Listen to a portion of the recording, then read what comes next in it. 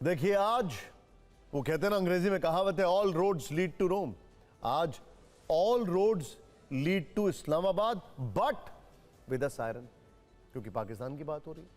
आज इस्लामाबाद पर पूरी दुनिया की नजरें टिकी हैं, एक ऐसी शांति वार्ता पर जो शांति से ज्यादा टकराव की कहानी बनती जा रही है। एक तरफ अमेरिका, दूसरी तरफ ईरान, और बीच में शांति दूत बनने की कोशिश में लगा है पाकिस्तान। तो क्या यह सीजफायर मिशन एक डिप्लोमैटिक रिस्क नहीं है? सोचिए, अमेरिकी राष्ट्रपति डोनाल्ड ट्रंप से लेकर ईरान के नए सुप्रीम लीडर मुज्तबा खमनेई समेत दुनिया की नजर इस्लामाबाद पर टिकी है, क्योंकि पाकिस्तान इस वक्त मध्यस्थता की भूमिका में। लेकिन संकेत इस वक्त अच्छे नहीं है। ईरान अपनी शर्तों पर अड़ा हुआ है, अमेरिका भी झुकने को तैयार नहीं है, यानी दोनों तरफ से रेड लाइन खिंची हुई है, और पाकिस्तान इस सबके बीच संतुलन बनाने की कोशिश कर रहा है।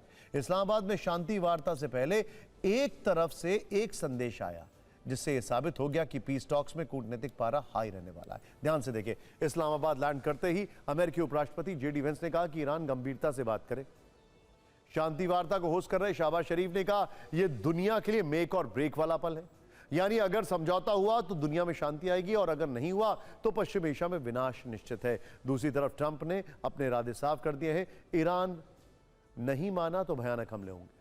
वहीं ईरान के विदेश मंत्री ने कहा है कि अमेरिका को ईरान की शर्तों पर झुकना होगा, यानी शांति वार्ता शांति के नोट पर शुरू नहीं हुई।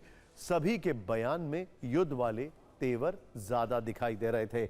इससे पहले मैं अगली खबर पर जाऊं, मेरा आप सभी लोगों से एक सवाल है, जो टीवी9 के फेसबुक, यूट्यूब, ट्विटर यानी एक्स और इंस्टाग्राम हैंडल पर, मैं चाहूंगा आप उस पर जवाब दीजिए और इनको फॉलो करिए, टीवी9 भारतवर्ष। मेरा सवाल आपसे बड़ा सिंपल है, क्या आज की रात पाकिस्तान में अमेरिका और ईरान के बीच में समझौता होगा?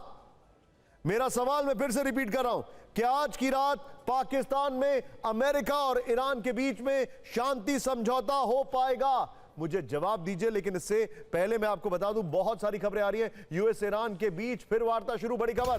डिनर के बाद यूएस और ईरान की बातचीत, बड़ी खबर। डिनर भी हुआ है, वाह वाह, खाने में क्या बना है? इससे पहले करीब 2.5 घंटे तक बातचीत हुई थी। शहबाज ने रखा था दोनों के लिए डिनर, यह बड़ी खबर है।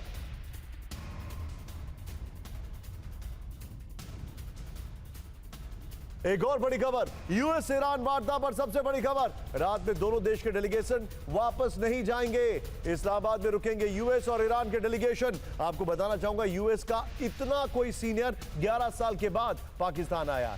यह इस वक्त की बड़ी खबर है। दोनों ब्रेकिंग एक साथ दिखाइए जरा, दोनों ब्रेकिंग।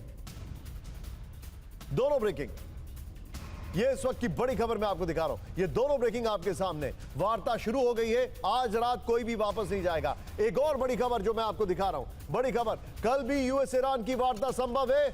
फंड की शर्त पर बातचीत आगे जा सकती है, ईरान का फंड रिलीज कर सकता है अमेरिका। यह बड़ी खबर हमारे पास है। मैं सीधे चलूंगा, मेरे खास मेहमान हमारे साथ जुड़ चुके हैं। पहले मैं अपने मेहमानों को इंट्रोड्यूस कर रहा हूं। मेरे साथ जनरल अजय चतुर्वेदी है, thank you very much for joining us. मेरे साथ है एम्बेसडर पिनाक सर, और अगर मैं गलत नहीं हूं तो पिनाक सर शायद पाकिस्तान में सर्व भी कर चुके हैं। Pinak sir, thank you very much sir.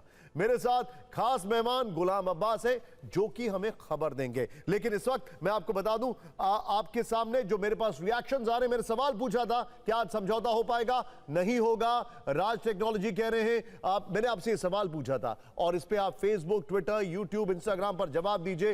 ये भी कह रहे नहीं होगा, शुभम कह रहे नहीं होगा समझौता। क्या पाकिस्तान में ईरानी नेताओं की हत्या का प्लान अमेरिका का है? ये नहीं, इसके पीछे मैं आपको एक बहुत बड़ा फैक्ट बताने वाला हूं। शिवांग राणा, नहीं होगा समझौता। शुभम काले, नहीं होगा समझौता। सब लोग ये कह रहे हैं। मैं सीधे चलूंगा गुलाम के पास। गुलाम भाई, सबसे पहले एक बात बताइए, अभी इस वक्त की बातचीत पोस्ट डिनर भी शुरू हो चुकी है। बेसिकली क्या क्या इंफॉर्मेशन आ रही है, पॉइंट ऑफ कंटेक्स्ट क्या है, एक इंफॉर्मेशन क्या क्या आ रही है, दो, तीसरा सवाल मेरा आपसे यह है, क्या यह बातचीत आगे भी जाएगी, मतलब कल भी जाएगी? बताइए जरा डिटेल। जी निशांत भाई, बहुत शुक्रिया। पहली बात तो ये है कि बातचीत, इसका मतलब है अच्छे मूड में हो रही है तो आगे बढ़ रही है। अगर बातचीत अच्छे मूड में ना होती तो अब तक शायद खत्म हो चुकी होती। दूसरी बात ये है कि सबसे बड़ी खबर तो ये थी कि 79 के बाद पहली दफा ईरान और यूएस जो है उनके हाई लेवल के डेलीगेशंस आमने सामने बैठे हैं। ये खुद में ही इतनी बड़ी खबर है कि ये टेबल पे बातचीत की मेज पे आकर दोनों बैठे हैं और मसले हल करने के लिए डिस्कशन शुरू हुई है।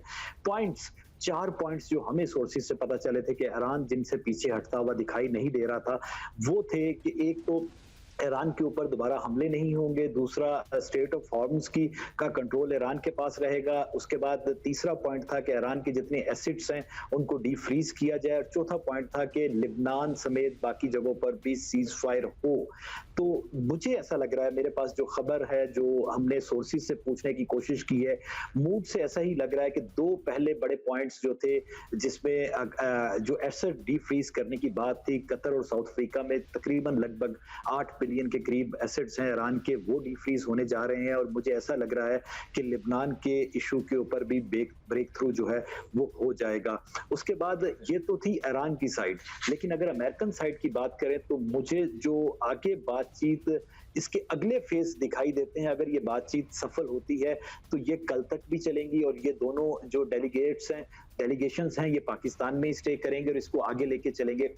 उसके बाद यूरेनियम एक ऐसा मुद्दा होगा कि जिसके ऊपर शायद लंबी बातचीत चले। ईरान के अगर डेलीगेशन की बात करें तो निशांत भाई आपके इल्म में है कि 70 के करीब वो मेंबर का डेलीगेशन है, और उसमें हर शोबे के, हर सेक्टर के लोग शामिल हैं, एजुकेशन से लेकर मैन्युफैक्चरिंग से लेकर एनर्जी से लेकर हर सेक्टर के लोग ईरान लेके आया है। और जो ईरान के बारे में कहा जाता है कि जब वो बातचीत की टेबल पर बैठते हैं तो बड़ा टफ टाइम देते हैं, तो लग ऐसे ही रहा है कि बातचीत अब चल रही है। यहाँ पर आपने गुलाम भाई आपने बहुत बड़ी बात बोल दी है, मैं आपके पास फिर से आऊंगा।